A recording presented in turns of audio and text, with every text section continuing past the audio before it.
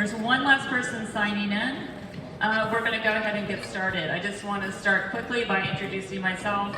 Catherine Jordan, I'm the 2nd District City Council representative, and you are in our wonderful 5th District, Binford Middle School, soon to be 2nd District after redistricting.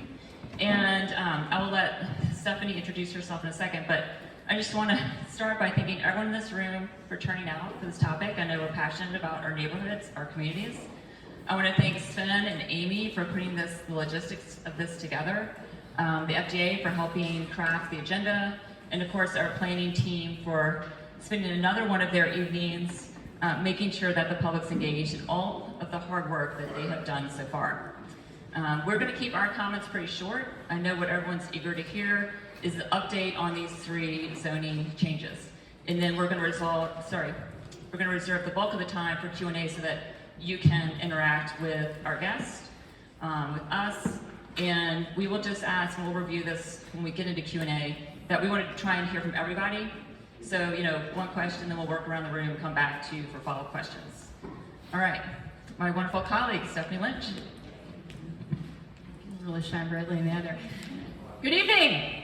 It is so wonderful to be with you all. I see so many familiar faces, and as Councilmember Jordan said, you could be anywhere else this evening, but you're giving your time and your service to be with your community, your neighbors tonight, to express and ask questions and voice what you want to see in your neighborhoods, which is such a key and important part of being an actively engaged member of the city of Richmond. So we appreciate you, we appreciate your time. We do not take that lightly, and we want to honor that. A couple of housekeeping, table setting first.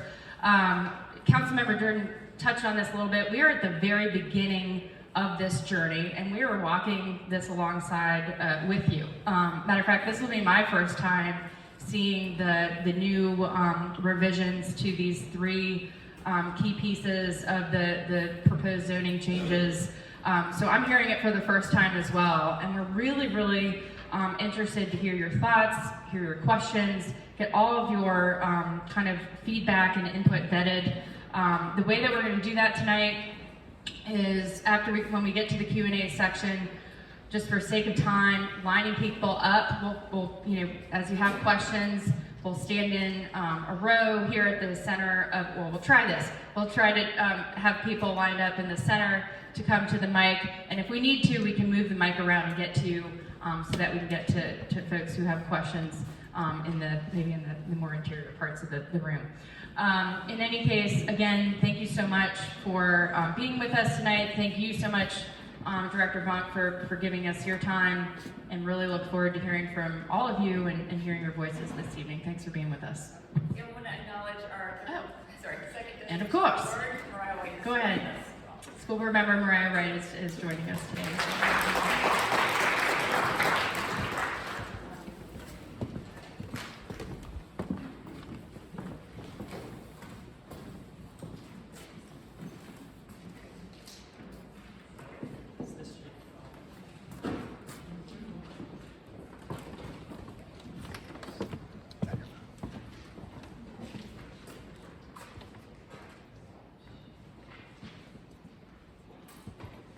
All right. We on? No. Slide it up. How about now? Yes. Excellent. Okay, great. Thanks. My name is Kevin J. Vonk. I am the Director for the Department of Planning and Development Review for the City of Richmond. With me tonight is Brian Mercer. He is a planner in our Office of Equitable Development. He has been working a lot on these proposed zoning changes. He is our subject matter expert, so if I am stumped, I'm going to phone a friend and bring him up to answer some of the questions. I appreciate it. Thank you, Councilor Jordan, Councilor Lynch, for having us here this evening. I think this is an important discussion, and really, you couldn't have picked a more neutral place other than probably the middle of Floyd Street, right, to straddle your districts here. So I'm glad to see both from these districts and beyond, and I think officially, once he walks in, we'll hit a council break quorum here, why we had to notice this. So Councilor Addison is also with us, and I may ask him just to chime in when we talk about one of the resolutions, which was spurned from him. So what I wanted to do is just kind of give a brief overview of each of the proposed zoning changes that we're talking about, and then really have some time for questions, answers, dialogue, and go from there. So with that, I like to start with framework, and maybe this comes from my time in academia, and just kind of setting the table in terms of bigger questions about why we're engaging in this dialogue, why are we doing some of these things. And a really great place to start is with Richmond 300. Richmond 300 is our city's master plan and sets out this big picture for how we want to be as a community. It's required by Code of Virginia, and it's required per our charter, but it really, and this document does a great job of articulating how we want to be for our community. And so in that plan, and this is not up here, I'm looking at these slides talking away, and you're just looking at a picture of, 2nd and 5th District. Give me 1 second, please.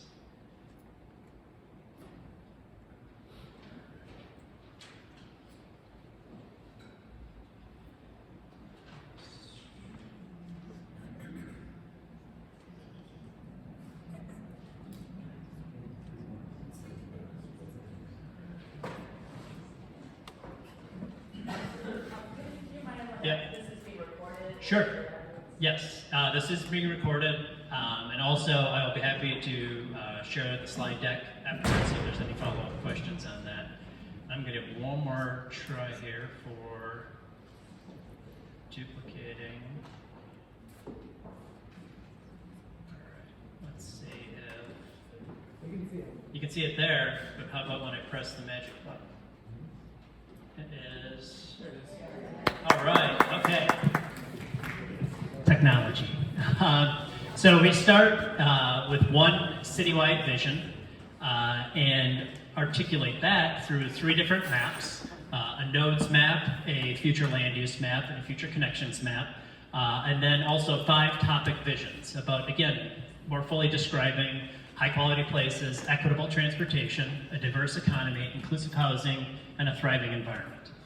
And that vision, it's not my vision, it's not PDR's vision, it's actually not even the city's vision, it's the community vision. That took a long time to craft.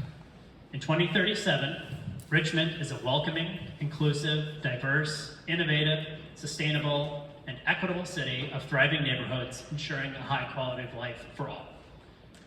Very forward-thinking, and very challenging to get there. And so when it talks about how do we get there, these are the things where it starts to filter down into actual actions about getting us towards achieving that vision.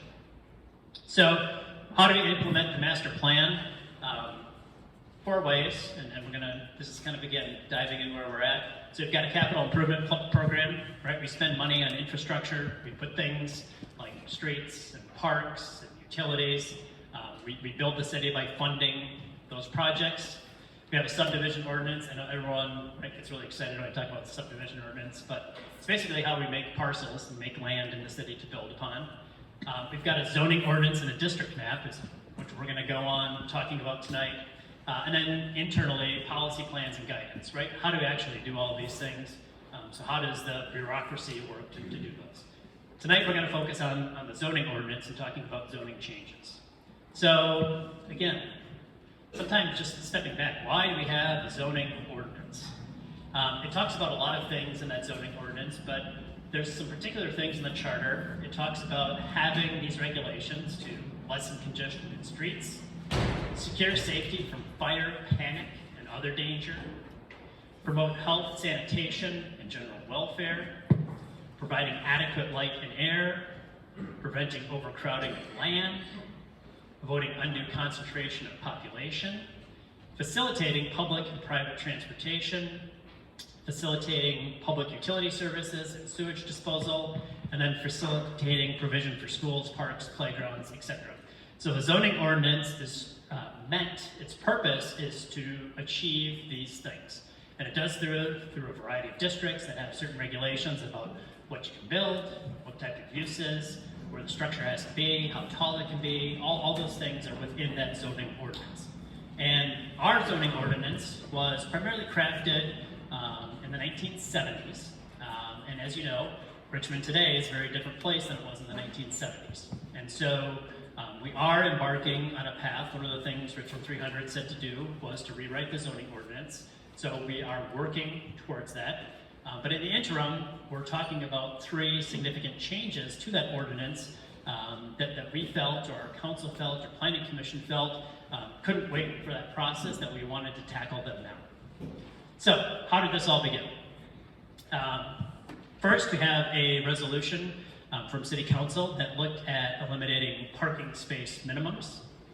And then we had 2 from our City Planning Commission. One was to permit accessory dwelling units, and the other was to revise our short-term rental regulations.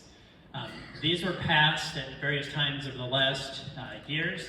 We felt that it would be good to have a discussion about them together, because what happens in one may impact what happens somewhere else. And so when we get to the end, we'll talk about the process. These will all be separate ordinances or papers to be considered, but we felt that it's good to have that conversation tying these together, because there are impacts among each other. And so where we're at, we started our initial outreach back in late summer, early fall of last year, doing some in-person meetings, some MS team meetings, just talking about, again, kind of where we're at overall the process. We engaged a number of focus groups. I know there's some faces of you who participated in focus groups over the fall, really trying to dive in terms of what are some of the challenges, concerns, opportunities in making some of these changes. We put together some draft concepts and shared those over the winter of last year. And we've taken some of that feedback and made some tweaks to the proposals. And now we're in the legislative process, where our staff is drafting the ordinances that will be ultimately introduced and considered by our city council. So we'll talk a little bit about that process at the end. So that's kind of, again, big picture, right? Richmond 300, we want to do these amazing things, have this really awesome city, and how do we do it? There's a variety of ways, but we're going to be talking about how we can achieve that through the zoning ordinance. And so I want to just briefly touch on 3 zoning changes that are being considered right now. So number one is to eliminate minimum parking requirements.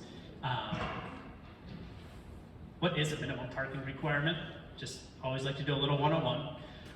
We require, when I say we, I mean the city, we require a new structure, or many times a new use of an existing structure, to provide a minimum number of off-street vehicular parking spaces based on either the number of dwelling units, type of use, and or the total floor area.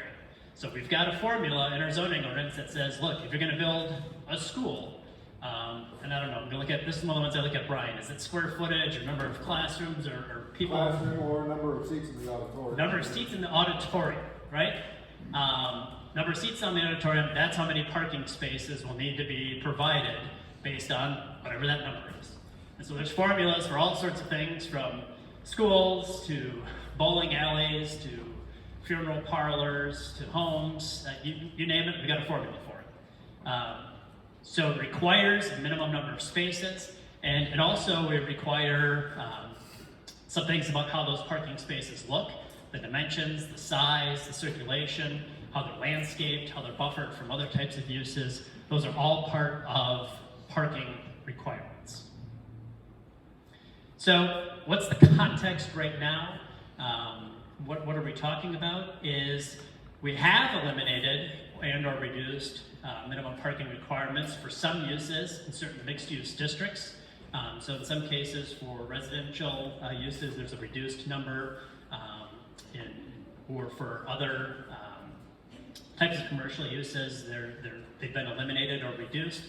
Generally in some of our more intense mixed-use districts like B4 or TOD1. We also have to acknowledge that we have a lot of grandfathered spaces. Those are non-conforming, things that were built before we had minimum parking requirements go into place. And then here's my quiz. I think the first ones were in the 1940s when we started mandating. Yeah. So there's things that were built, as you know, a lot was built in Richmond pre-1940, or even if it came before, we'll say the latest version in the 1970s, it may not have parking, off-street parking, as if it would need to have if it were built today. We also have, I'll call it a number of, what do we call them, ghost spaces that we just at some point allocated that this building has a number of off-street parking spaces to make it pass, but they actually don't exist in real life. So they're on the books, but like, good luck finding them because they do not exist. So that's a whole other lecture and discussion.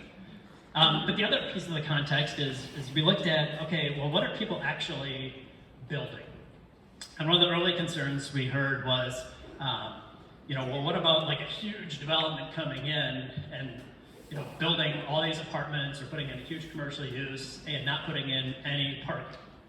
And so we looked at the last 5 years at about 50 projects, substantial projects, and that were approved, they're built now or they're getting built right now, and per the zoning, they were required cumulatively to put in just over 4,700 parking spaces.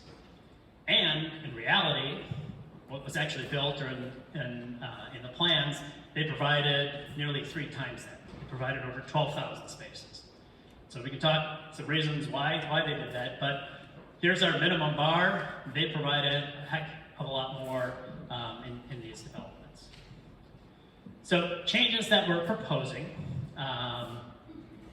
is, as the resolution called for, is to eliminate the minimum number of off-street vehicular parking spaces for required uses. So the table that has all the formulas in will be gone. It's also, the Planning Commission yesterday talked about and had a resolution to add in, which I probably should put in there, tied in with the parking is off-street loading spaces. So we'll also look at vehicular loading spaces, which to me is a very short-term parking space, though sometimes, right, people treat it like a long-term space. But that loading spaces will also be considered. But retained within it will be all the dimensional requirements, paving materials, landscaping, lighting, all those things will still apply. Well, why are they in there if you're eliminating minimums? Well, we're eliminating minimums, so we're not requiring anybody to put in parking, but people still will put in parking. And as you saw, even with the minimums, they will still put in much more parking. And so it's important for us to retain those requirements, and eventually we'll also work on some of the landscaping and lighting requirements. So what is being built continues to be built to standards and perform well. So what are the benefits? Why are we looking at doing these things? A few reasons. One, reducing the cost for residents and businesses. Parking is not cheap to build. Especially the last few years with inflation on materials. Used to be, $5,000 to $10,000 for a surface spot, and maybe $25,000 for a structured spot in like a parking deck. You can probably double those easily right now. So it's not cheap to build parking. And so if by building less parking or not having to build parking, you can remove some of those costs from the cost of home ownership, rental, or doing business. We're going to stop requiring impervious surfaces that directly increase urban heat and flash flooding. We talk about this all throughout Richmond 300. The problems we have in this city where hot neighborhoods get even hotter because of all the pavement and the lack of trees. And then when it rains, it pours and it floods because that rain does not soak into the ground and it gets washed away, and it brings all the stuff with it that's on those surfaces. It's to stop requiring spaces that induce driving and thereby traffic. You go back and look at the zoning ordinance, one of the things in there talks about reducing traffic congestion. There's been a lot of research out there. If you provide facilities for cars and make it easy to drive, people will drive. Talk to all the cities who have added a lane of traffic to a highway to ease congestion. It's a matter of, I don't know, 6 months to sometimes a few years, but eventually that lane will fill up and it will be full of traffic. So looking at traffic in the city, allowing for more efficient use of our spaces through sharing. Right now our requirements are pretty stringent, and that is you have to provide those spaces 24/7. So if you have an office where you have users parking during the day from, let's say, 8 to 5, they have to keep those spaces the other, 16 hours of the day. That's bad math, 15. But really what we're looking at then is, okay, could those be shared with a restaurant use at night or a dwelling use at night? And so finding ways to use that space more efficiently. From just a spatial perspective, allowing for more direct, unimpeded movement through parcels, right? How many of us enjoy a walk through a large parking lot to get from the last space to the business up front? So by bringing buildings closer to where people are, we can allow for that access and increased accessibility, and then really repurpose the activities and functions of surface parking lots, and how we can use those in different ways. So that's parking. Before I go on to the next one, I'm going to call on Councilperson Addison. If you would like to add anything to this in terms of, I think you were an early champion of this resolution, if there's anything you'd want to say about it. You agree. Okay, all right. Accessory dwelling units. So accessory dwelling units, what's an ADU? And an accessory dwelling unit, sometimes we think about, right, the garage conversion or little dwelling out in the backyard. But really, we can look at ADUs in a number of ways. So they can be detached, like I just described. They can be attached. Maybe they're, again, the same thing, some type of addition or maybe a conversion. They can be inside your home. Maybe they're up in an unfinished attic that gets built out. Maybe they're in a basement that gets built out. Maybe they're above a garage, or maybe they're an actual garage conversion. So these are all ways to think about accessory dwelling units. And when we use the term accessory in the zoning code, it really means like de minimis or lesser than. So you get your principal, your primary use, your big dwelling unit, and other things you do with it are accessory. So the intent here is to look at an accessory dwelling unit, not adding another dwelling unit of the same size, but one that's accessory, one that's small. So what's the context we have right now? This is where we talk about housing. Our population in Richmond is growing, and it's actually growing at a faster rate, percentage-wise, than the counties. Again, that has not always been the case in this city. So we're getting a lot of people. We're getting a lot of people to this region, and we're getting a lot of people to the city in particular. Interesting, part of that though, the number of households with children is decreasing. So the overall household size is getting smaller. So when you look at like our housing stock and what people with households are looking for, the number of people per households is getting smaller. So just think about how that matches up then with like what type of housing products that they're looking for. 45% of Richmond households are cost burdened, which means they spend more than 30% of their income on housing. There has been a dramatic, and really even in the last few years, increase in the inability for people to find housing, and find housing in the city of Richmond. And I know that's one of the things even Mayor Sodi talked about in the budget in terms of looking to provide funds for city employees to be able to live in the city of Richmond. And so, the housing shortage that we're facing, especially when it comes to affordable units, and this is both from overall supply, we need at least 10,000 new affordable housing units over the next 10 years to meet current and future needs for our very low, and even middle income households. And so, looking at the context that we're in, we've got a housing supply shortage. So, changes that we're proposing is to permit one accessory dwelling unit on the same parcel as a single family dwelling. And the map up here shows here are all the areas in the city where a single family dwelling is allowed. So if you have one dwelling unit, you'd be able to add another dwelling unit through an ADU on that parcel, up to 1/3 of the floor area of the single family dwelling unit, or 500 square feet, whichever is larger. And so in this case, if you had a home that was 2,100 square feet, you could build an ADU up to 700 square feet. If you had the principal single-family dwelling unit of 1,000 square feet, right, dividing a third, all right, you could round that up to 500 square feet. So you look at the ability, again, and kicking that term accessory would be to add a dwelling unit up to that size. The ADU must otherwise always comply with the rest of the zoning regulations. So when we talk about things like maximum building height, setback from other buildings, other things like buildings that are in old and historic districts, they would be subject to all of those other regulations. So that may mean in some areas, right, there's no room in the yard, so my ADU may be inside. Or other places where maybe there's a small dwelling unit on a large lot, you may get more that are outside. So some of the benefits of ADUs, just like I started with, adding dwelling unit supply to offset strong demand. One of the things that happens in a constrained market is that when you don't have enough housing supply, those who can afford it can't find anything, in their price range, so they basically go down, I'll say a level, and start to drive up the price in the next tier of housing, and basically you have this cumulative effect that's pushing everybody down.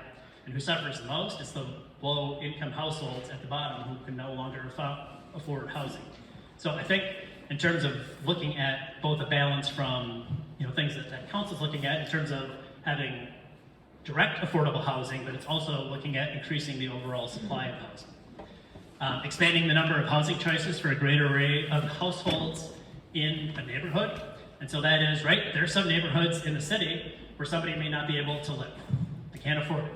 But if you have ADUs at a smaller scale, you may be introducing another price point where that person who could not live there before now can find a place to live within that neighborhood. It's important, leveraging our existing infrastructure, transportation networks. We're looking at, right, the existing built environment and adding housing units to things that are already connected by streets, transportation infrastructure, utilities.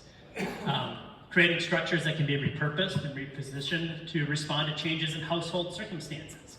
I think I'm trying to think of the community, but there was one graph that kind of showed the life cycle of an ADU, and they built an ADU, and at first, they rented it out to gain some income while they were a young couple, and then they used it to house I'll call it boomerang college student, and then at the end, it was actually the original couple lived in the ADU because they wanted a smaller house and ended up renting out their home, but nonetheless, it allows for some flexibility of uses for a household.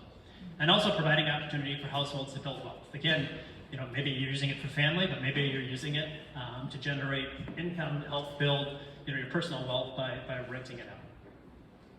All right, number 3, revising a short-term rental regulation. So what's a short-term rental? It is something, a dwelling unit that's rented for a period of less than 30 consecutive days. That is per Code of Virginia, so we mirror that in ours.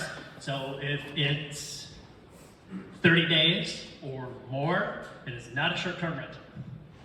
So I think that's a very important distinction when we talk about the ability and how you use your property. If you're doing it for less than 30 days at a time, it is a short-term rental. So the context, so our regulations right now, we permit short-term rentals as an accessory use in any zoning district that permits residential uses. So again, kind of thinking back to that map, it's pretty widespread throughout the city. They can be the entire dwelling unit, individual rooms, and all types of dwelling, including accessory dwelling units. Only property owners may be STR operators, and it also must be the primary residence, which we define in our ordinance as at least 185 days. And then we require STR operators to obtain a certificate of zoning compliance, it's a fancy word for a permit, every 2 years. And so you get one, good for 2 years, you gotta come back in and redo it. I think that's one of the things that a question was, well, what about, who's operating now? If you're operating right now, like let's say you get it today, you're good for 2 years from today. But when the ordinance changes, if it changes, you can continue to have that certificate of zoning compliance, but in 2 years when your time comes up, you have to comply with the new rules that are in place. So changes that we're proposing. So one change that we are recommending based on feedback that we've heard through the sessions is to retain the primary residence requirement for short-term rentals located in residential, which, and if you look at our map, basically starts with R. So R1, R2, R6, R48. I mean, it starts in residential. If it's in a residential zoning district, the primary residency requirement will stay. Or at least that is our proposal, that stays in place. We are recommending removing it for STRs located in mixed-use districts. So in things like TOD, B4, B5, places like downtown, Scott's Addition, Manchester, the primary residency would not be required in those districts because they're mixed-use districts and support things like hotels. But in the same aspect, we would limit the number of STRs in any multifamily building to the lesser of a third of the units or 10 units. So you could not build a huge multifamily building with 500 units and turn them all into short-term rentals. You could build 500 units if you got the zoning in place, but only 10 of those could be used for short-term rentals. We are also have been doing some work with finance to collect the transient occupancy tax. I was out here as part of the process when these STR regulations were first put in place, but I think right now, just at least from a government standpoint, we have a good working relationship with our partners in finance and working as we look at zoning. They're also looking at the taxing aspect of this. And then also, when it comes to inspections, figuring out ways, and maybe this is an ordinance or maybe this is administratively, but requiring life safety inspections. If you are going to rent out your residence for somebody and are doing it in exchange, right, for currency, that place needs to be up to code in terms of life safety features. So how we go about doing that for getting those units inspected. So here, benefits, I think it's a little bit more of a challenge in terms of that balance.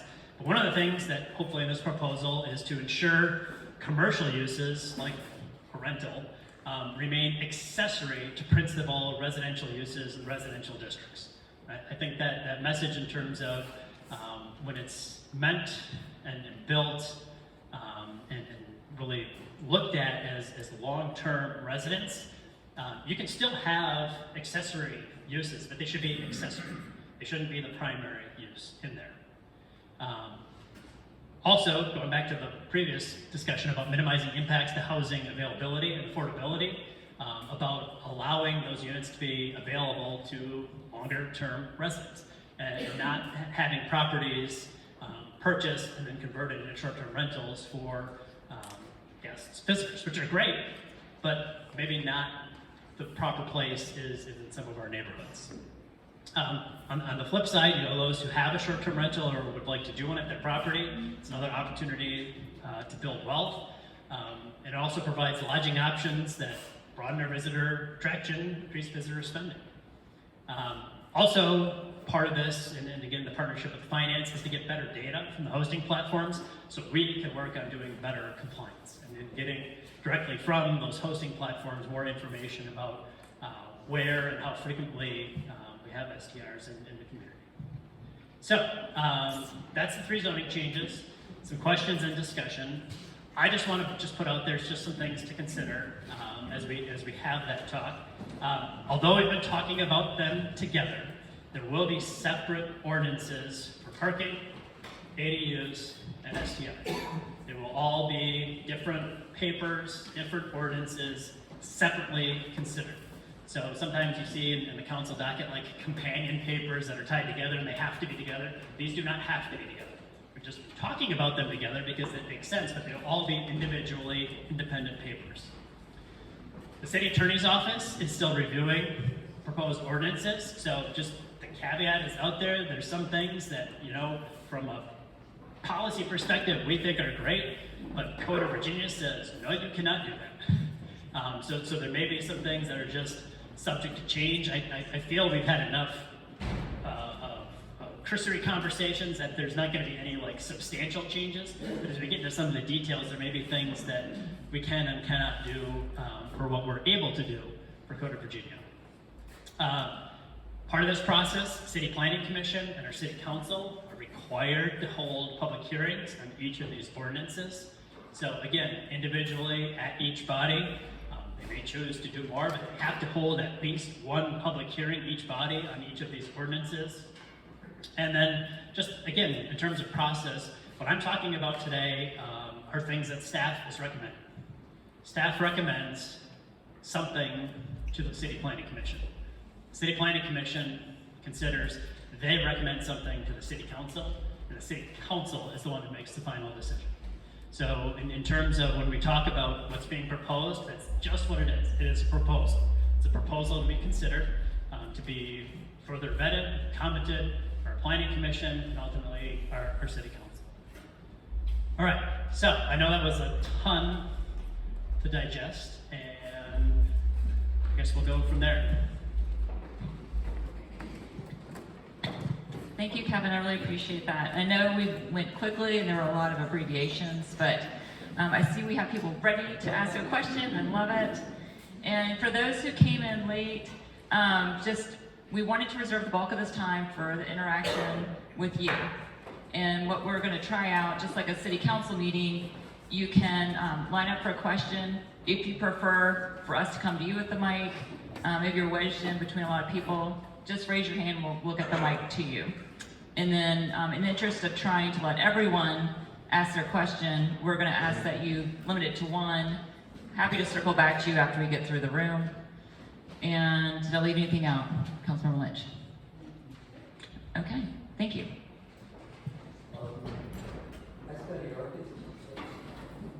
Oh, and I wanted to acknowledge that Delegate Carr has joined us, so thank you for coming, Delegate Carr. I studied architecture at UVA, and after UVA, moved in 1970 to the French Quarter in New Orleans, and then in 1974 moved to the Fan District.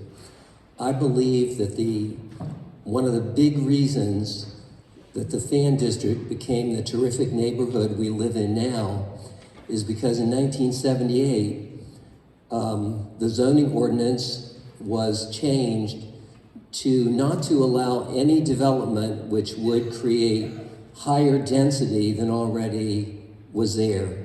So a lot of boarding houses and a lot of multifamily units were converted to single family.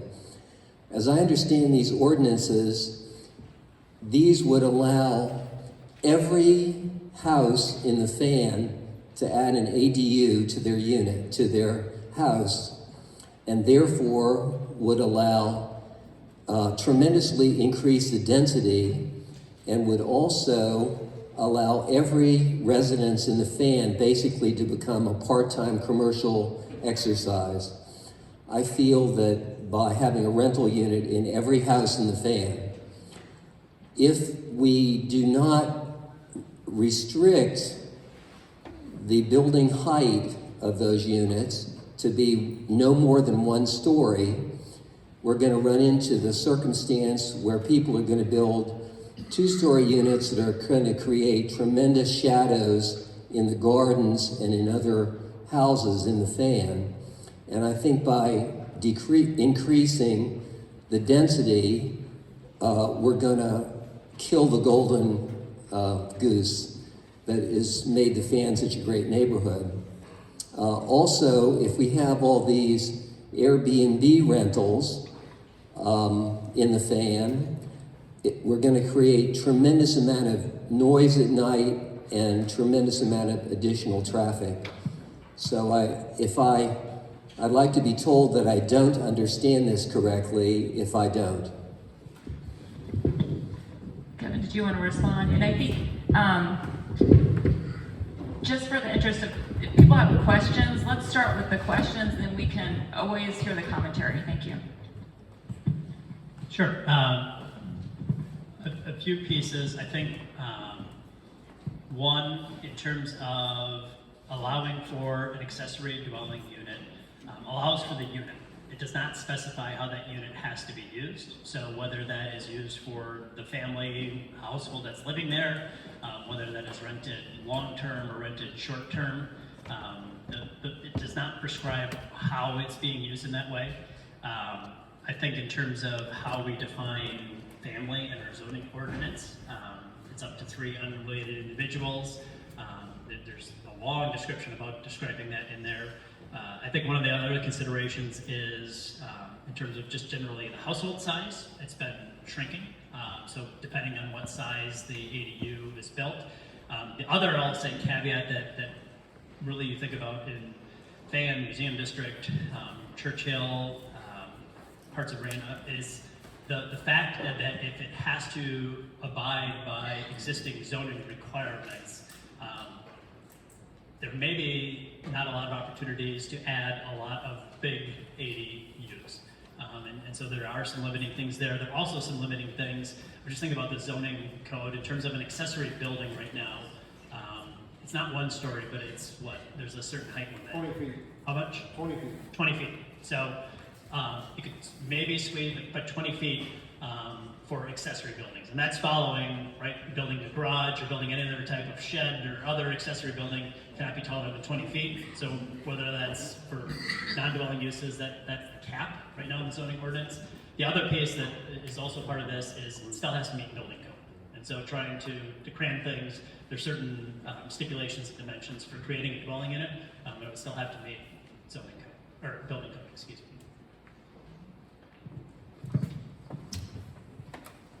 I recognize that the ordinance changes are dynamic and that there are a lot of factors that go into it. My question for this evening is the legislature was or is in the process of voting on a couple of bills that will allow realtors to manage short-term properties without the same regulations on them as a regular homeowner. And I've read those legislative measures during nights of insomnia, and I've had a lot of trouble with them, but I'm wondering how the city and the city council will deal with that exemption for realtors, because reading the legislature's material, I can find no real justification for that, where they would be exempt from the same regulations that a homeowner would. And I would need somebody to explain that in great detail. I'll start and then I'll let Councilmember Lynch. So right now, to regulate short-term rentals in the Commonwealth of Virginia, there's 2 ways. One, you can create a registry, which allows actually realtors, if you have that registry system, allows realtors to become part of that and do a short-term rental, period. Richmond chose not to do that. It took the part of the code that says, no, you can otherwise regulate it through your zoning code, which is what we do, and having that certificate of zoning compliance. When we were made aware of this bill, we discussed internally and with our administration, and our position was opposition for it, that we did not feel that it was appropriate to have this stipulation. We felt, look, let the locality rule based on how it saw most fit for that. So we, at least formally through our administration, opposed the bill. I believe it was set on the table, but nothing's over till it's over. I guess, do you have anything else to add to that? Hello. So, good news. All those bills died. All the STR, ADU, and a number of other housing-related bills got rolled into a study this year. My analysis, having worked at the Capitol, would be that we will. I don't want to ever be a fortune teller, but once something dies a good fate in the Capitol one time, it has a hard time coming back. So I would not I'm optimistic that bill may have a rough time coming out next year, especially given the makeup of the future House and Senate, because we have a lot of turnover, et cetera. So that one is not on our list of things that are keeping us up at night anymore. Thank the Lord. But we'll be vigilant about keeping up opposition on that particular bill. Hi.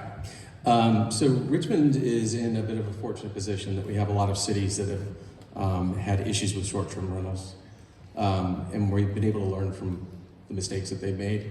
I'm very happy to see that some of those learnings have been integrated into some of the feedback for the short-term rental proposal. However, I do want to address one thing. Took some notes here.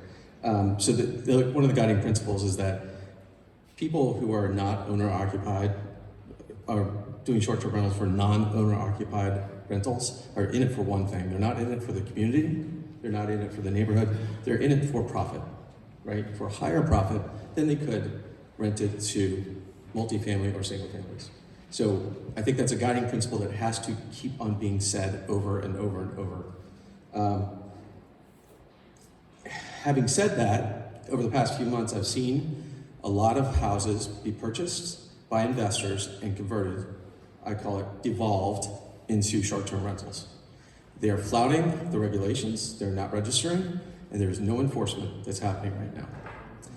So, for me, I want to see in this proposal teeth, real teeth, to cause enforcement to happen and to cause the investors that are currently taking over and reducing the available housing for Richmond residents to be scared, right? Because they're not. I mean, they are just openly doing this. So the question is, what is going to change with the enforcement?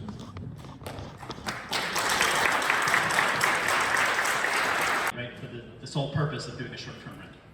And so I think that's why it stays in there. In terms of enforcement, the way that the ordinance reads right now makes it a little bit difficult. And that's in a number of ways that I'm not going to go fully into. But I will say in terms of with this ordinance, one of the things that we're doing is, number one, we're working with our partners in finance, which I don't know how much was done last time, but I think it's really important in terms of the taxing mechanism and really leveraging a partnership with the hosting platforms, because the hosting platforms want to be in the community. They want their hosts to be compliant. So when the hosting platforms know what our rules are, they have incentive, and those who are using those platforms have incentive to become compliant.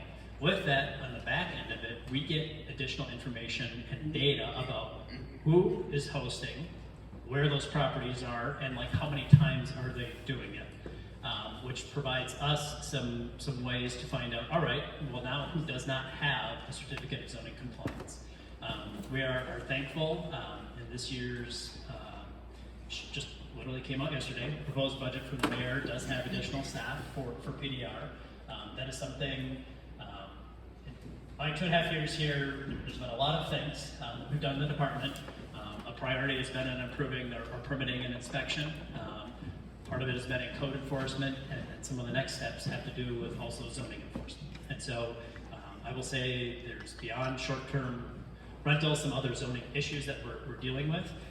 Some of the things that you don't always see, I will say we are down the road on some cases right now that sometimes, and you can both attest, get stuck in the court system. We have, and I'm just saying this because I'm not originally from Virginia, but this is a very property rights pro state. And so trying to prove a zoning case is very difficult, and so we're just making sure, right, dotting our I's, crossing our T's, that we have things in order to be able to push these forward to the fullest extent so that those who are operating illegally will take notice on doing so. So with that, and regardless of changes, whether this ordinance gets changed or not, in this upcoming fiscal year, we will be building up our zoning enforcement team to deal with this and other zoning issues.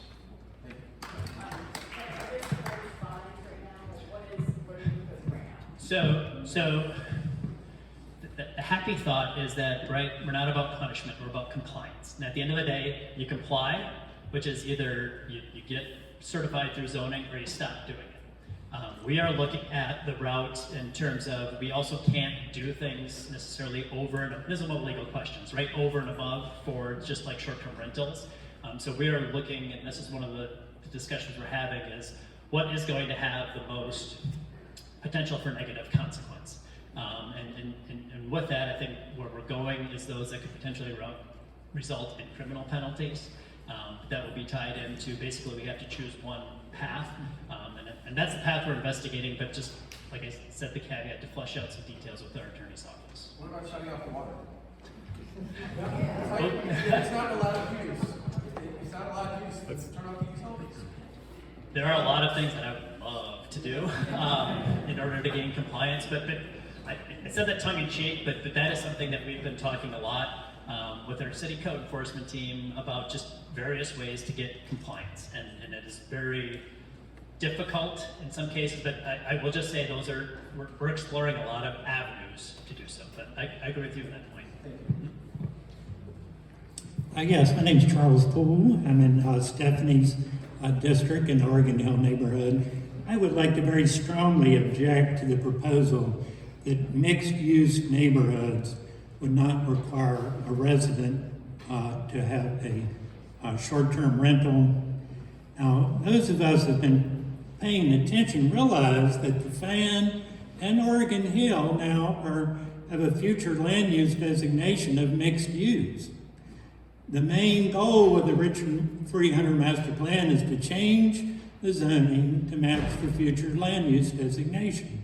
So what you're doing is you're presenting us, you're getting this through the door, allowing these short-term rentals as mixed use, and then you're going to clobber us by trying to change our zoning to a mixed-use zoning. That is not fair, it's deceptive. You know what's coming down the pike. Also extremely object to the elimination of all the minimum parking requirements. The FAN, Oregon Hill, we have extremely tight parking now. I heard an extreme contradiction from the director. He said, oh, we don't need that because builders are building way more parking spots than they need anyway. Well, if that's the case, they should not have any objection to keeping these minimum parking requirements. Now, if you want to tweak the minimum parking requirements, say maybe we don't need that many for schools, tweak the requirement, but to get rid of it altogether would be extremely burdensome for the neighborhoods. And I think what we're seeing here is three proposals that are top-down proposals. You haven't been going to the neighborhoods and saying, what do you need? What will help the quality of life in the neighborhoods? There's been nobody in our neighborhood says, oh, you know what? We need less parking spaces here. There's been nobody in their neighborhood that says, you know what? We want to turn half our block into short-term rentals. You're not going to find that. So I ask you to go to the neighborhoods and find out what the neighborhoods want and need to make the quality of life. Thank you.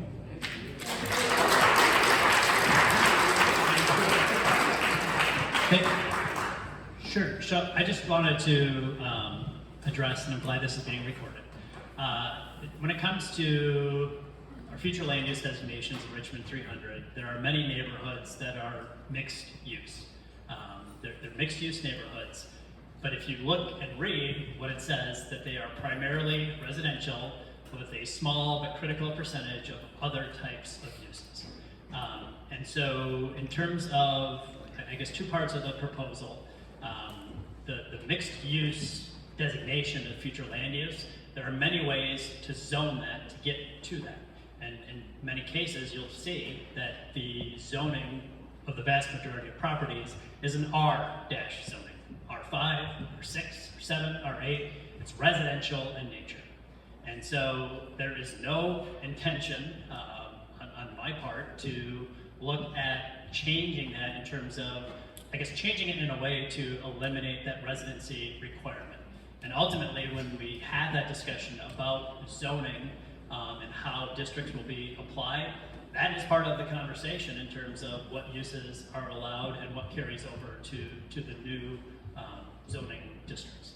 So that is going to be many meetings and many discussions about properly zoning the neighborhoods, but there is no intention of taking away the primary residential component that these neighborhoods have been, aren't, I hope, and will be in the future. So I needed to get that on the record. Hi, I'm the neighbor on West Avenue, and I live next door to a short-term rental. First, a real quick observation. In your very first slide, in thinking about the future, you mentioned stronger neighborhoods, but on the slide for the benefits of short-term rentals, you do not say that they strengthen neighborhoods. So my question is this: for all of us who live on a street in a neighborhood, what is a mechanism for all of us who have issue with a short-term rental? What is a mechanism for us to use to basically remove the short-term rental?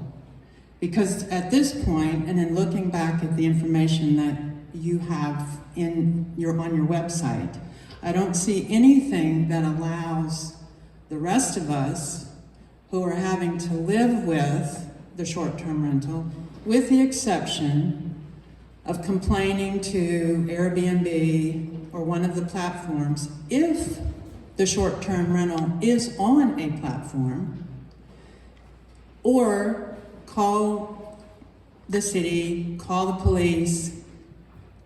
Why?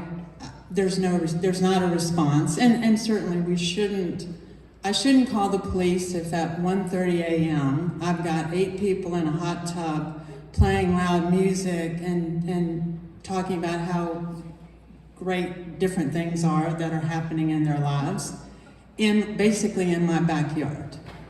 And I'm in a house where I share a full wall with the short-term rental next door. There are days where it's very quiet, and I appreciate that.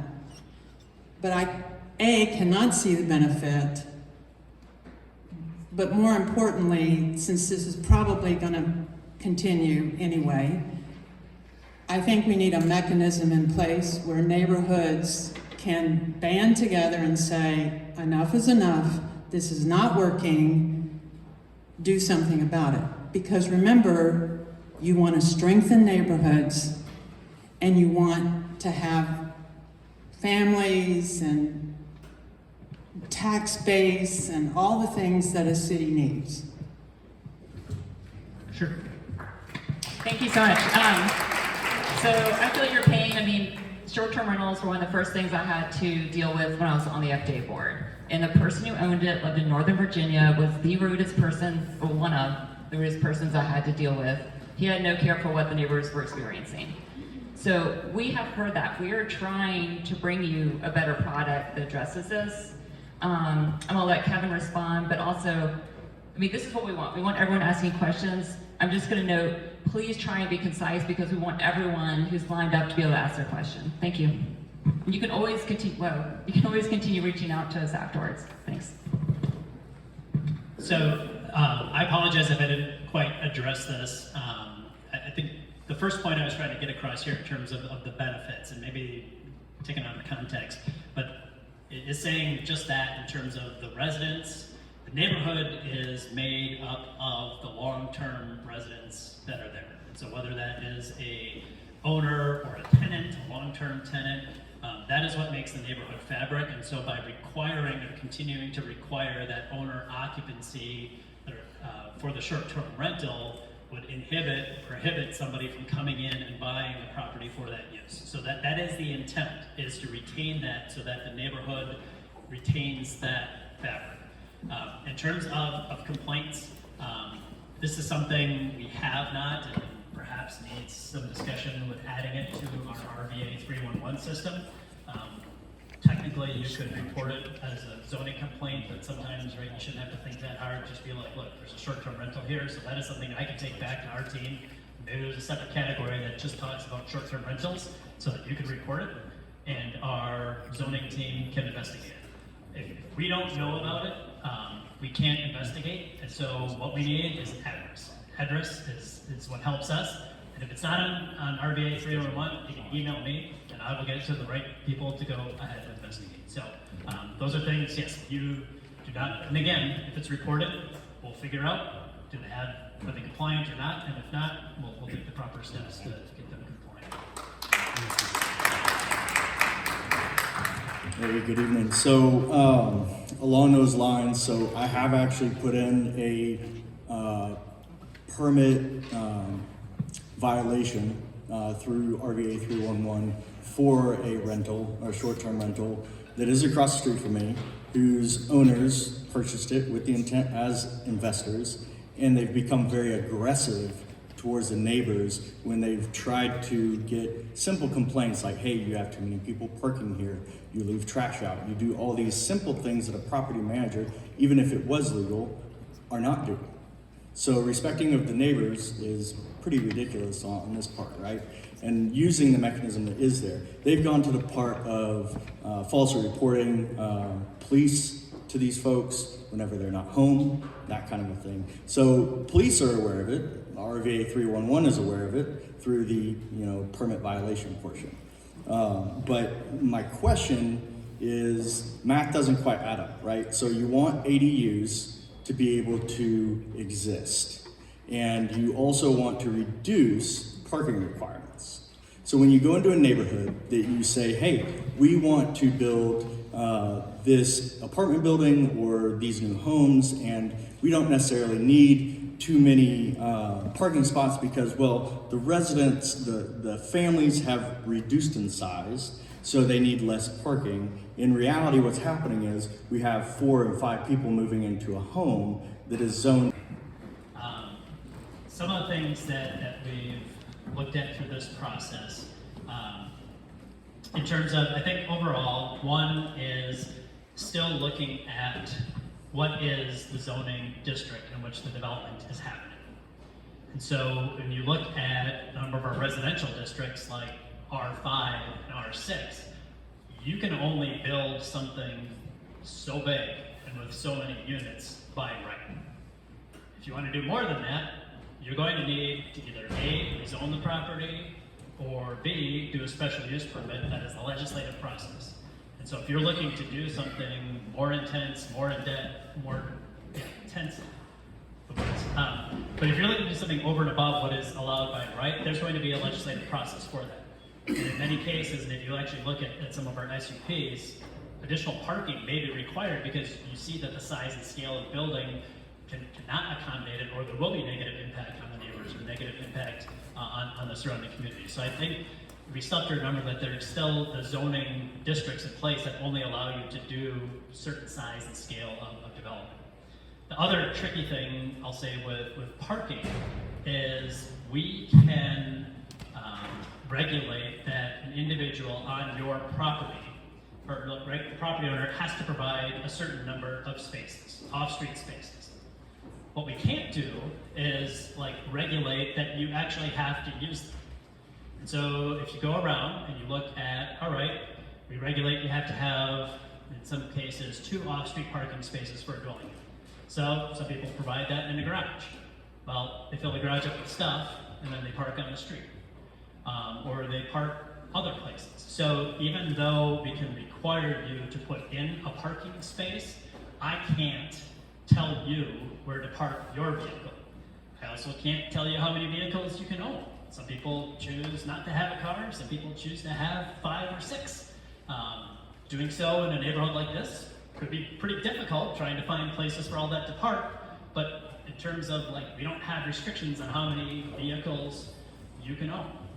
So that is, I'll say, maybe a market situation where you decide, all right, do I have enough space to do that?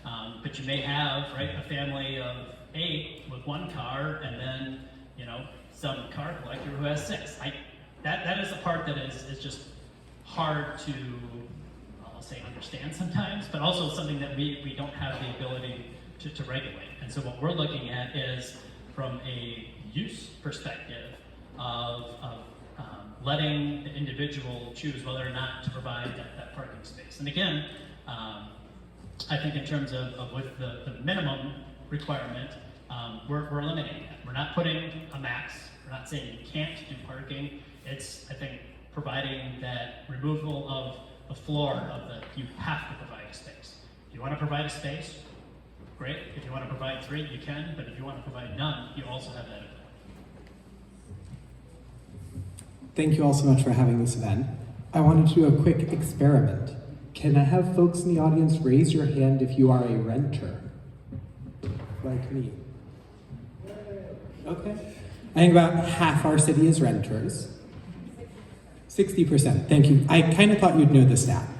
And looking around, I also don't think this is particularly representative of our city by age. Median age is around 38, particularly representative by race either. And just acknowledging that, like we all have perspectives and you should listen to all of us, and I'm really glad we're all here. And this is obviously a very biased sample that you're getting in some sense. With all that said, I would say strongly in favor of eliminating parking minimums personally. I'm so glad that I live in the fan. It would obviously be illegal to build the fan today because of parking minimums. The house I live in does not have a required parking space, and it has 2 units. It has an upstairs and a downstairs. And I'm really glad that type of housing is allowed in our city. And so support the elimination of parking minimums. Also strongly support the creation of ADUs. Could be really helpful for us. We're thinking about starting a family at some point. Would love to be able to have, maybe one of our parents move in nearby. My question for you, though, is how can we make the ADU process as accessible and easy as possible for our citizens? I think a fear I have is like thinking about, I've never built a house, and it feels like there's a lot of permitting and things like that that would be required. And so how can we make sure that that ADU process is not just available for big developers, but also for just your regular average people in Richmond, and making it really low bar, easy to do?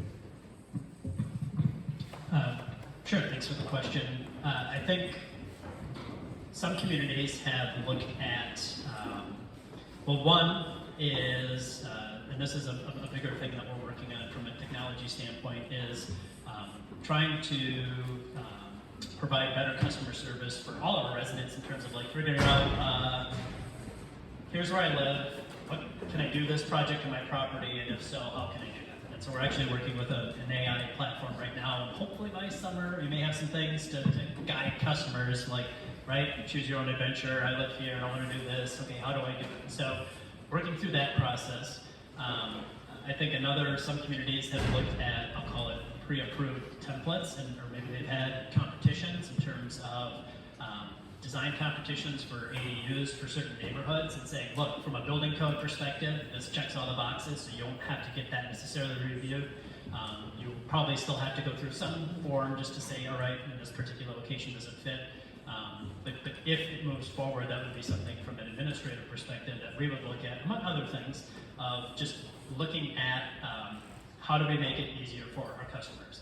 I will say, and it's not just ADUs, if you comb through all 13,000 of our permits that we do a year, 99% of our permits are for projects that are less than $1.5 million.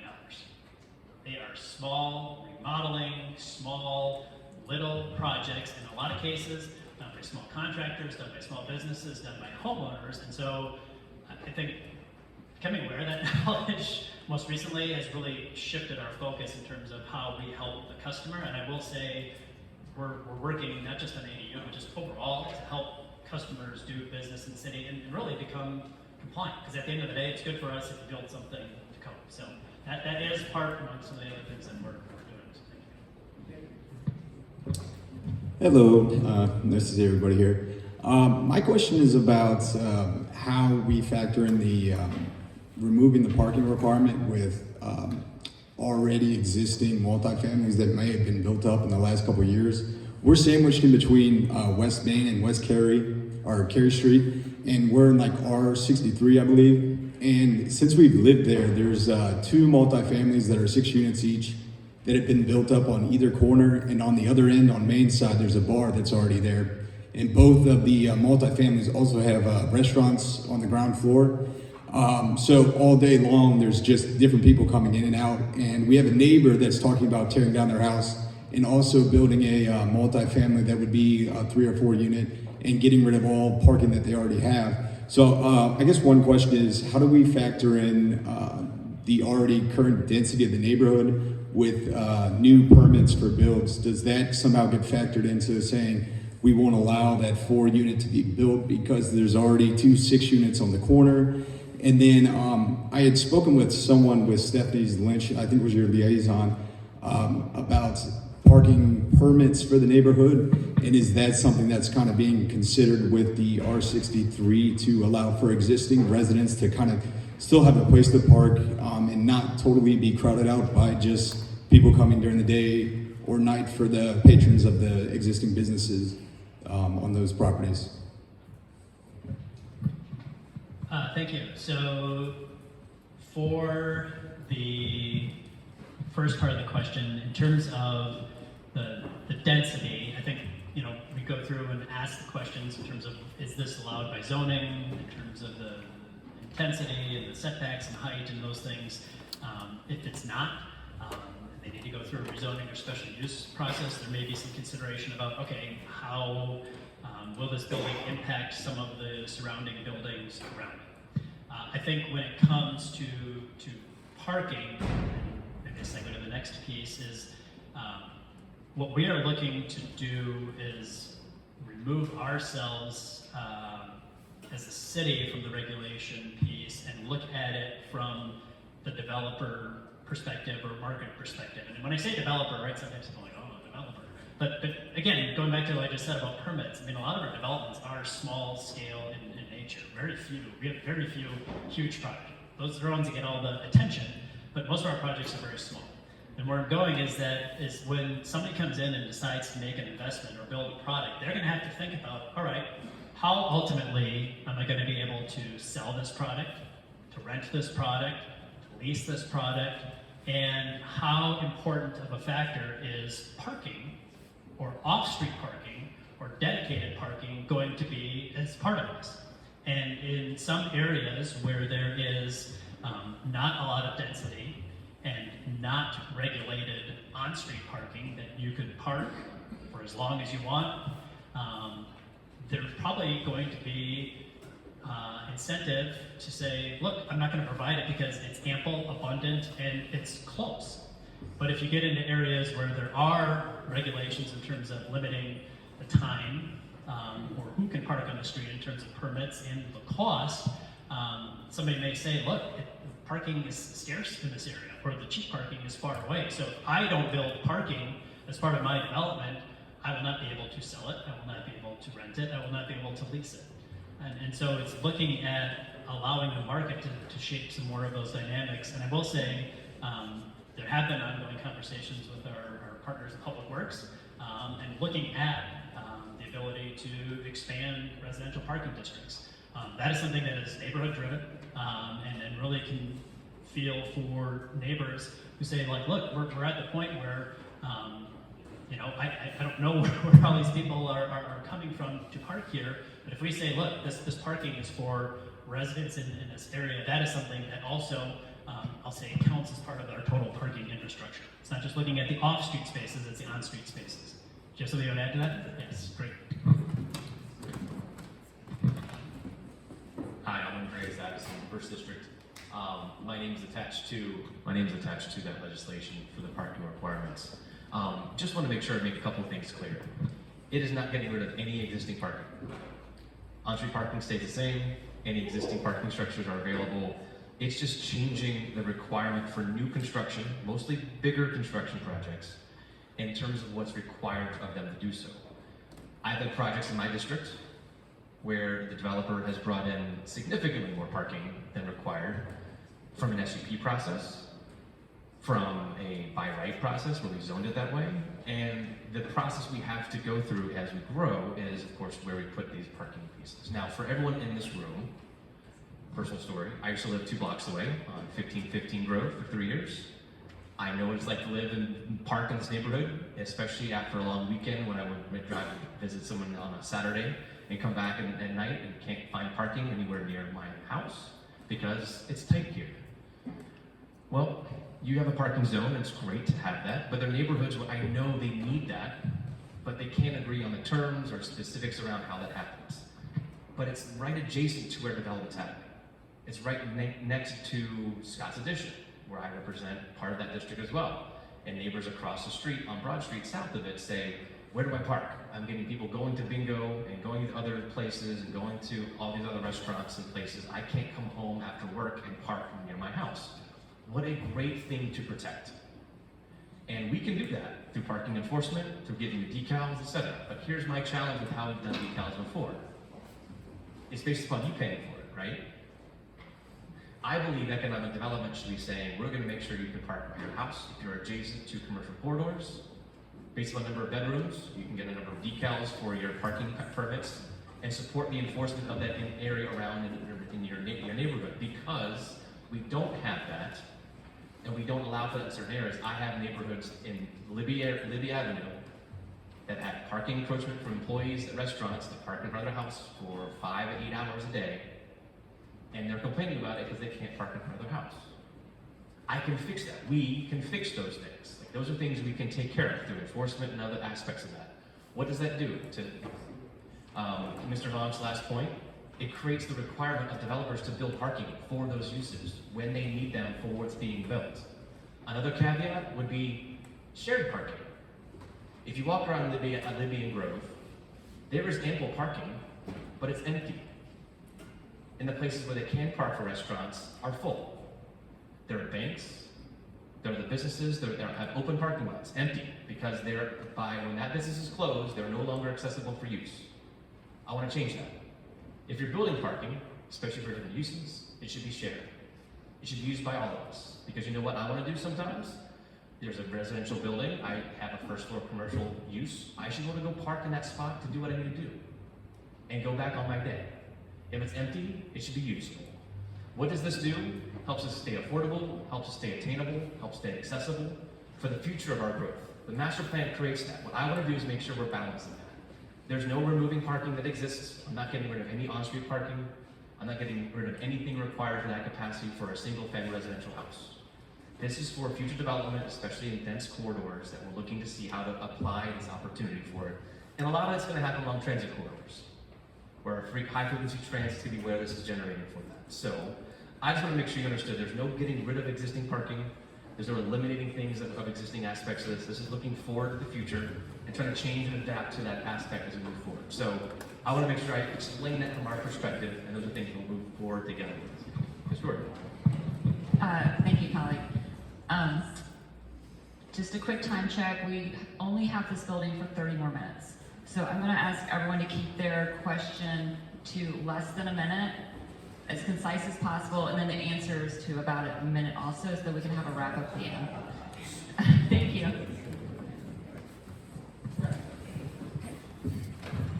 Hi. Oh, sorry, that's so loud. Hi, my name is Helene Megler, and I live here in the Fan.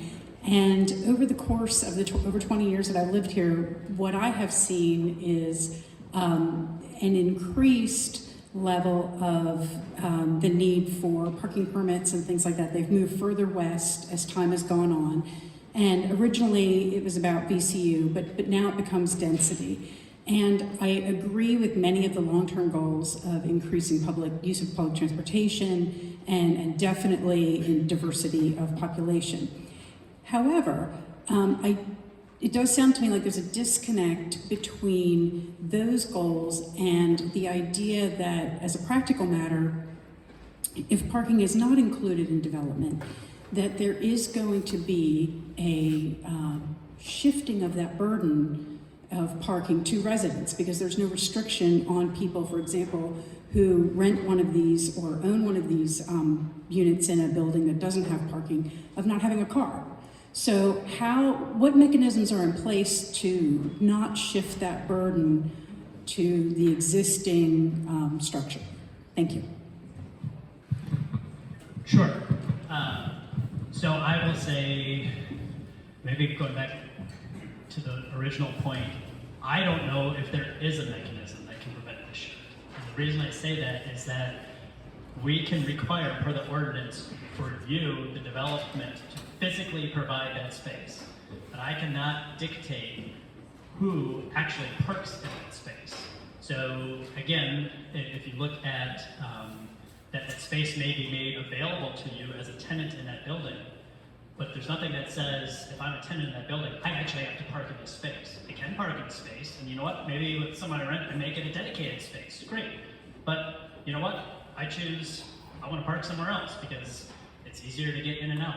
And so in some of those things, and whether that's a large scale or small scale development, we don't have the ability to constrain where an individual chooses to park. And that decision for the person driving or the parker is going to be, I'll say it's a triangle. You can never have all three things at once. A parking space that is close, that is cheap, and that is available. Try getting all three of those at once, right? And so those are the things that, again, when we look at the spaces, we can only look at having somebody provide the space, but I cannot make any tenant, any resident, any customer actually park in that space. And that's just a challenge that not just us, but everybody struggles with. Is people park where they want. And let me say, in this city, people park where they want. Hi, my name's Sarah. I'm actually in the Manchester neighborhood for demographics purposes. I'm a 24-year-old first-time home buyer for about 6 months now. I was really excited until I found out that the unit next to us was immediately turned into an investor property, Airbnb. I worked through kind of the channels you mentioned, 311. I've called zoning, I've emailed zoning. They issued a notice of violation. It's still operating. The property manager is extremely aggressive to neighbors. We have domestic disputes. We have trash in people's driveways. It goes on. My question here is, I think we'd be foolish to not necessarily acknowledge that cities like Nashville have proven STRs are extremely detrimental to neighborhoods. In cases like this where we don't really have proper enforcement, or it's known that it is an STR, it's known that it has no permit, it's known that it hasn't gone through the CZC process. Are we looking at any options to kind of institute a number or a maximum of STRs allowed in the city, such as, counties in South Carolina?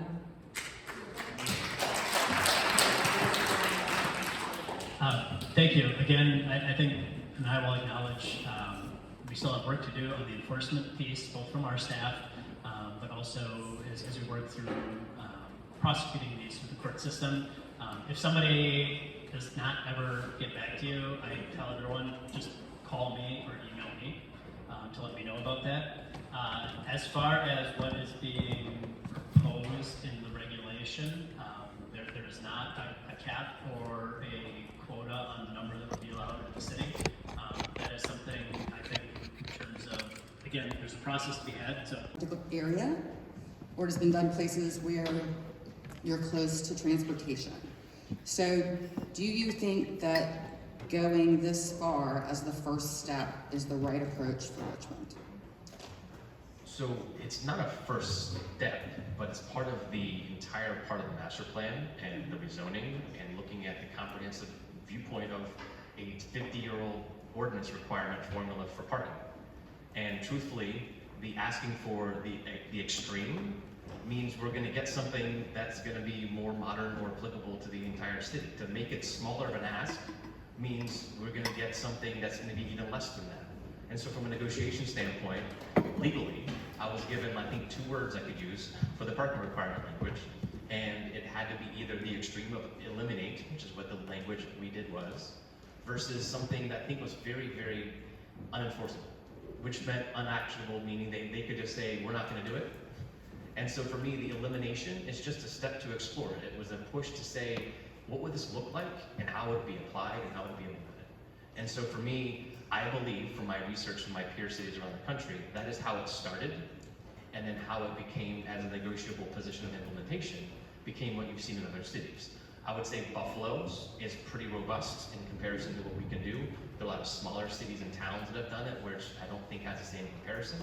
Nashville's limited in certain areas. I think you definitely see this around key transit corridors and commercial universally zoned districts specifically. And I also know that I want to make sure if that is allowed, to my previous point, that there's enforcement promised around those areas for residents that abut it, so that their parking is not going to be impeded by the overflow as would happen naturally from them. So for me, it is a both and I'm getting my hand raised. We have to go to 30 seconds now because the line keeps growing. So, Jerome, I think I see you as the last person.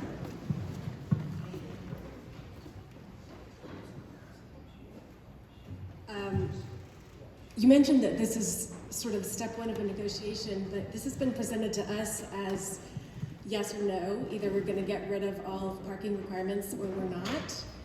So when does the negotiation stage happen?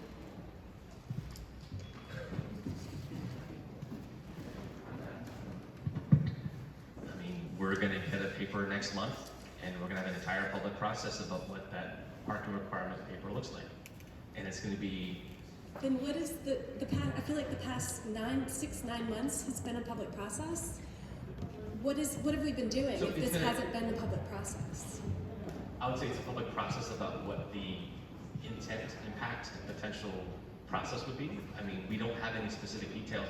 We don't have as council a paper legislation in response. I asked for a paper to explore the elimination of parking requirements, in which that's how I don't have the studyability of doing that process. That's what the staff and administration respond to. And so what we're getting back eventually will be that legal response of what that would look like, where the details. And then from there, we can come back and negotiate and discuss good, bad, pros, cons, changes, definitely not gonna happen, things of that like. And so that is just the paper. We have nothing about what the response to the paper is. And we've had this process happen before in other contexts. My paper just created the process to have it started. And so I looked to rezone the rest of Broad Street TOD1 back 2 years ago. We had a 6-month process of the rezoning of that corridor, back and forth with the neighborhood, back and forth with the planning department. It got passed, and a year later, the zoning was approved. So it's just a process of how we make decisions on this capacity. There's been nothing written in stone or concretely asked for specifically. It's just in process. You're responding. You good? Okay. I'm Brian Kuziak. I'll be quick. Councilor, staff, thanks for being here tonight. In support of eliminating parking minimum, and is the possible increase in kind of parking enforcement on streets something that could be included as package, or is that kind of a separate thing down the road? All right, well, however I can communicate and request that, would love to know.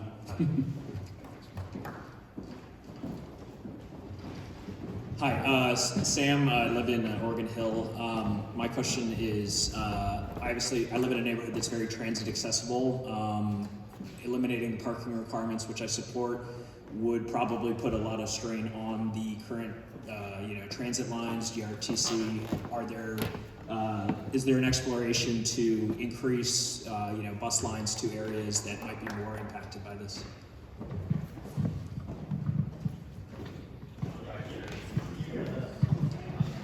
I'm the vice chair of GRTC. Yes, there is. There are plans for growth and expansion of routes frequency as we look at maybe getting to our current operating level. We don't have enough operators. We're short still, I think, 80 operators to drive buses. So we've cut down certain frequency and routes that are probably more needing of routes than we have here.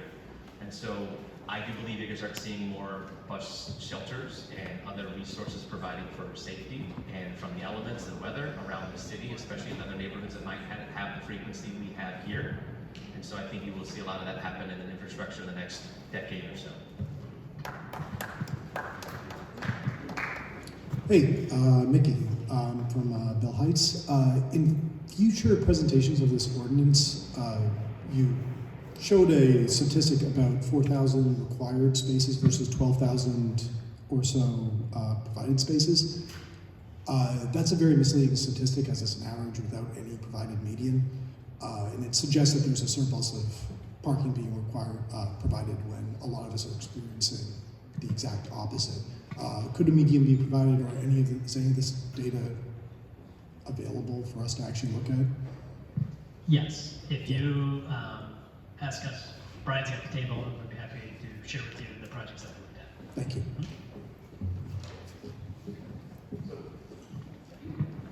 I'd like to follow with that. those parking spots that are now in surplus are used for one use only. They're not available for us to go use publicly. That's the problem. Truthfully, those parking spots are being built and they're sitting empty. They're not being used to the degree that we should be able, if parking's being built, to use and access. That's the problem that I think this starts to get at, which is we have one use parking. My business is adjacent to a parking lot that my employees can't use, my staff can't use, and it is empty most days most hours of the day. It is only used for a couple hours at night. And it's a specific use required by zoning. And that's one of the things that should be used all day long for people to use for the businesses in the neighborhood, because that's a benefit to improving the neighborhood. I just wanted to express my support for eliminating the parking requirements. I've read through them. They don't make any sense. They're completely arbitrary. They're not really based on anything, and most of my favorite spots in the fan, when I look around, don't comply with them or were built before the parking requirements were introduced, like Strawberry Street. That special use permit was actually granted in 1955 on accident. It's actually was never in compliance with the parking requirements. So I just want to express my support. I don't live in the city's most dense, walkable neighborhood because I want to drive everywhere. I think there's a lot of people who are in the same boat as me. The city declared a climate emergency, and so I don't think they should be requiring its citizens to build additional fossil fuel infrastructure. So thanks for making this. I would say it could be very easy for you guys to water this down and base it on transit or something else, but I think it's great that you've gone all the way and decided to eliminate them because they don't make sense, so good job. Thanks. Just in terms of like from where we got them, probably in like most communities at that time and in that situation, we copied them from somewhere else. And we generally copied them from suburban communities without any relevance to context. So if you did some Google searching and sleuthing, you'd probably find the exact same requirements from some place in Montana or, I don't know, but generally zoning ordinances a lot at that time, especially parking requirements, cut and paste from somewhere else. Hi, my name is Kim Bullough. Question for Councilman Addison. You talked about the elimination of parking specifically on high transit corridors, and so we're talking now Broad Street, which backs up into the Fan, into the Museum District, etc. There was a big issue with removing parking spots just to have the pulse go up and down Broad Street. And so unless you start talking to the Lowe's and to the supermarkets, etc., to have people start, parking there, how does this and the elimination of those parking spots impact the neighborhood? I mean, has anybody thought about a stepwise approach to eliminating the parking if you want to, but ensuring that everyone else is going to comply with the 12,000 parking spots that are being unused? Because, and I'd also like to know, I know you're going to give us where are those 50, where you examine this? Are they in this type of a neighborhood? So to answer your question, yes, we had conversations, Mr. Vanka and I, around shared use requirements for parking that's new built parking. So it's used for different uses. So there's residential and a commercial use that you can, while different peaks are being used, share the same parking spot. So it could actually be a reduction of parking spots in some other jurisdictions. 2 would be residential parking zone enforcement for parking. You see that in areas like Arlington and DC and other cities around the East Coast, for example. If you're adjacent to a neighborhood, you have parking decals and you have a place you can park in front of your house, and if they're parked without that, it's a hefty fine and fee. I've gotten them before, and it really hurts because it was more than I spent probably doing the thing I was there to do anyway. And so those are things that we could be easily adding to this conversation. It's not that I don't want to do it before the response to the legislation, but it takes the legislation to know what is the best next steps we can do to bolster residential parking permitting program enforcement and making sure that they are being used for the right uses. And so for me, it is a follow-up conversation because this is initiating, I think, a change in looking at how we do parking citywide. And so I would like to see that change from a need of covering the cost of administration, which is what your decal costs go for now, and being more of, we're going to get investment in these neighborhoods and adjacent neighborhoods. Let's use that revenue to offset protecting those adjacent and making them be compliant for both. So I think that's where we'd see some follow-up happen once we get our paper back from that. Hello, my name is Jerome Livingston. I live in Carver, and my concern is also the same concern that Mr. Poole had from Oregon Hill. When you remove the residency requirements from mixed use, I understand that there's residency and then there's mixed use, but because in Carver, the mixed use sort of wraps around the neighborhood, some of it is higher density, some of it is lower density. And so if the residency, so my question is, could there be some sort of zoning requirement based on the type and the location of the mixed use properties, if you will? Like if you, because in some places in Carver, you can walk right across the street and there's mixed use property.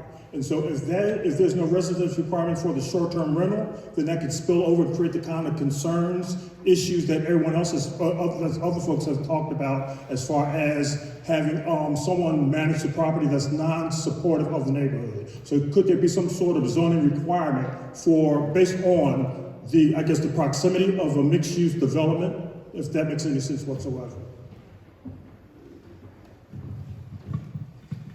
Thank you. I think to answer, hopefully, get to the question in terms of the same thing with Oregon Hill, right? Future land use is mixed use. Most of Carver is zoned R7, right? The heart of Carver, it got rezoned as part of the Pulse corridor, but it's R7. Starts with an R, so in this proposal, it would require a resident to do a short-term rental in those cases. If it got rezoned, I think part of the parcels along Broad Street got zoned to TOD. The TOD parcels would not require the owner occupant to be there. And I think part of maybe one of the challenges we would have, but could be explored, is that sometimes when certain uses butt up to residential districts, there are certain restrictions or setbacks or things that you can't do next to a residence. That could be something that we could explore through that, but there would be a separation, and that is in the R7 part, you need to be a resident. In the TOD part, as proposed, you would not need to be. But the rest of the R7, you would have to be a resident to do a short-term rental. Let's have a conversation. Good evening, everybody. My name is Grady Hart. I'm the president of the Rosedale Civic Association on the north side. 3 really quick points. One, I think you guys are very much on the right track with the parking minimums and the ADUs. I think those are right on track for where we should be. Regarding short-term rentals, much better than what we heard in October. And I would just continue to push us if we can look at making STRs, keeping that primary residency requirement in all zoning districts. I think once we start to make exceptions, we really start to set ourselves up for problems that are unforeseen. 3, and probably most important, I want to thank you all for listening to us. As I said, I took part in some of the focus groups in October. I've been involved throughout this process. The things that you all brought to us in October looked a lot different than what you shared with us tonight. I can tell you're listening, and I think for a lot of us, we do appreciate that. Thank you.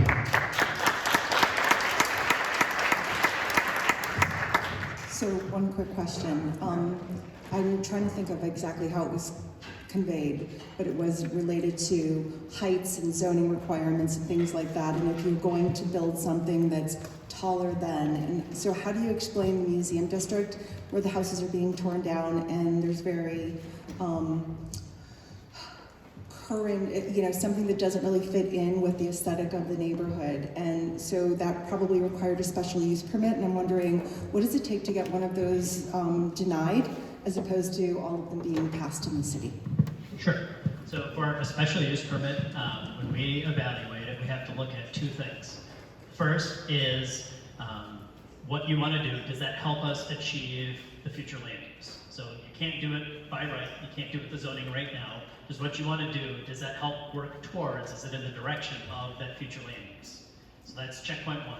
Checkpoint 2 is there's a section of our zoning ordinance that says there are 6 criteria you cannot violate. And it talks about creating danger, fire, some of the things that I talked about originally in zoning ordinance. It cannot do those things. And so the burden is on the applicant to prove that it is A, furthering Richmond 300 land use, and 2, that it is not violating those 6 criteria. And that is what staff evaluates, makes a recommendation to the Planning Commission, and ultimately City Council will make that final determination, does it or does not violate those criteria. And sometimes there's differences of opinion and interpreting those, but that is by law how we have to evaluate a special use permit. Thank you so much. These are great questions. Can I say one last parting? Yes. So I just want to say, number one, thank you for participating in this. You know, we've been trying our best to do lots of outreach. I think when we talk about proposals, one of the things I think we've tried to frame these proposals, not coming from Virginia originally, but I learned what a Dillon rule state is, right? And that is, the Commonwealth has to give you permission to do things. They have to pass enabling legislation. And so I think some of the things that we're framing here are enabling legislation. For parking, there's some communities that have mandated parking maximums, and you can and do a top end of it. But here is just saying, look, you do not have to do a minimum. It's not preventing you from doing parking. It's not taking anything away. It's enabling you to have that choice. Same thing with ADUs. It's enabling you to be able, for certain requirements, to do an ADU. Short-term rentals may be a little bit different, but the first two, I think, are just that enabling legislation. It does not mean it will happen. It's not requiring it to happen, but it is just providing that opportunity for us to further the goals of Recruit 300. New outro. Thank you all so much for joining us this evening. This conversation is far from over. As you know, there will be plenty of opportunity to provide input. I think if the attendance and the numbers of folks here today tells us anything, it is that these are some of the most important issues to you. Because why? It's what you see, touch, hear, and feel every day. And the issues in your own backyard are some of the very things that motivate us and that impact our quality of life the most. So we do not take that lightly. I don't. And I'm even having that internal tension with myself about where does Richmond want to be? What does Richmond want to be when it grows up versus, you know, what fits in with my current lifestyle and what is my mode of operating now. And so these are really important conversations, and we're at that inflection point in our communities, in our neighborhoods, with each other, with ourselves. So it's important to keep this dialogue going and to be very, very precise in the policy making, because these are the changes that you will see and touch and hear and feel for a long time. So with that, we so appreciate you. You answered every question diligently and thank